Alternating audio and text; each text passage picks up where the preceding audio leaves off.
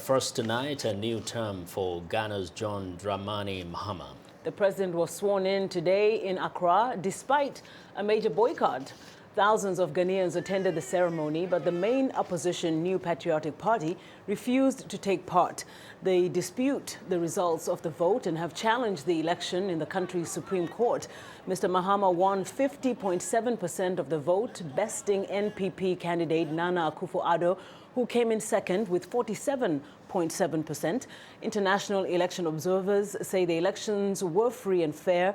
Mr. Mahama first took power in July after his predecessor, John Atta Mills, died of an illness. Now, Ghana has earned a reputation for stability in often West Africa because of its peaceful democratic transfers of power. And joining us now is VOA's Peter Clottey. He's been following the politics in Ghana. Welcome, Peter. Thanks for being on the show today. Thank you very much. So President Mahama is sworn in under this cloud of a legal petition by NPP. You say it's not an unusual situation, it happens all the time, but it must put quite a damper on the occasion. Well, to some outsiders, it does.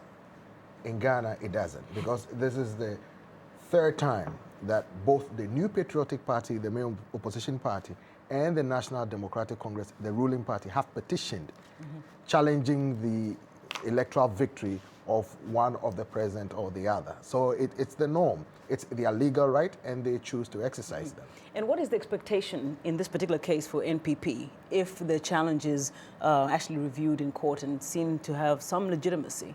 Well, their expectation is that the court will invalidate the electoral victory of John Dramani Mahama and thereby declare Nana Akufo-Addo the president of Ghana. Now, if the court sees fit that the rigging, so to speak, or claimed by the NPP is widespread, then it could force the Electoral Commission to rerun the election. But from 3 petitions so far that we've seen in Ghana, it's not worked out because the legal process was followed. The agent signed, the parties signed, and then they come back to challenge it. So sometimes it really doesn't go that far for the Supreme Court to invalidate or tell the Electoral Commission to rerun the election. Now, President Mahama has called for unity.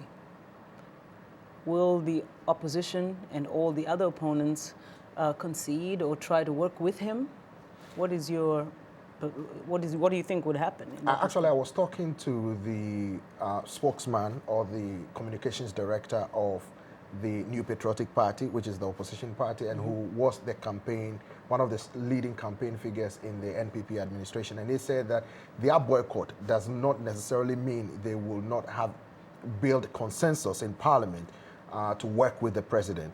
Okay. They have a case in court. Once the Supreme Court makes its decision, then there is a need to come together and work to the betterment of Ghanaians. So until then, we'll have to wait and see what happens. Absolutely. Now, let's talk about President Mahama himself. He's now tasked with this really huge job of running the country, irrespective of the court case hanging over him. What are the top orders of priority for him? Well, the top orders of priority, one is to improve healthcare, to better the lives of people, because that is what he promised. He is basically continuing the Better Ghana agenda that his predecessor, Professor Mills, Atta Mills, started. And for him, it's a good deal for him because before President Atta Mills died, he gave him a first-hand approach to understudy him and gave him, you know, the free will to basically learn firsthand. So he has what supposedly it takes to run the country. But then he will have a stiff opposition. And of course, he's got this oil to distribute fairly the revenues. In Ghana, there's a new oil law, which basically apportions what goes to what sector. Okay. So you have 10% like going to education, 15% to health and all that. So it's very difficult for a president to dip his hand in the coffers of the money, yes. Thank you so much. You're welcome. Peter Clottey joining us here on In Focus.